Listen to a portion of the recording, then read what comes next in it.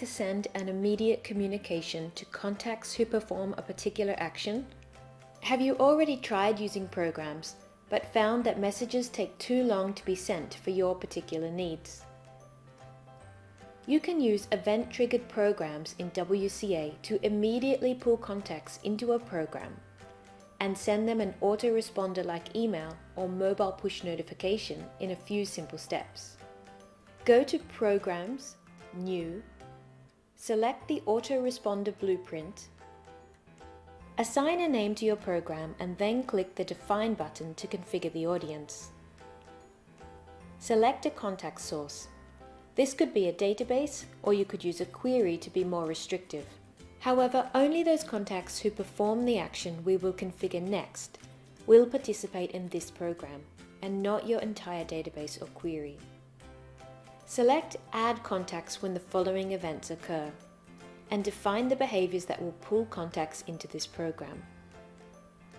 These behaviors can relate to the database, such as an opt-in event, emails, for example, clicks on certain links, universal behaviors, such as those associated to other channels like SMS, push, or location events, web form submissions or website behaviors, for example, a file download event or custom web tracking event. You can add more than one behavior. WCA will add an OR operator between these actions. This means that any of these actions will individually pull contacts into this program.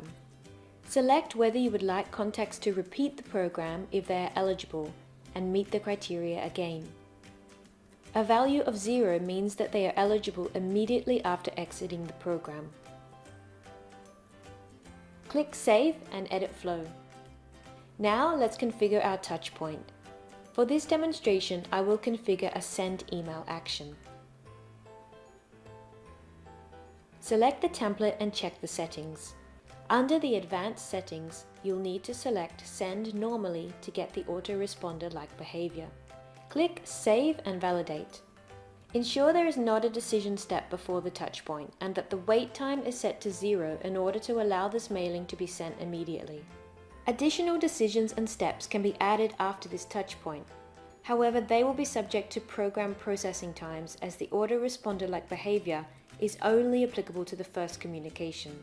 The exit action is important if you are allowing your contacts to repeat the program, as otherwise they will still be part of the program after being sent the message and will not be eligible to repeat. When ready, activate the program. It will now start listening for the behaviors selected as entry criteria. Here's a quick reminder of the key steps in setting up an autoresponder program. Create a program. Select the autoresponder blueprint. Configure behaviors as entry criteria. Configure the touchpoint. Make sure there are no decision points or wait times before the touchpoint. If desired, allow contacts to repeat and ensure there is an exit action.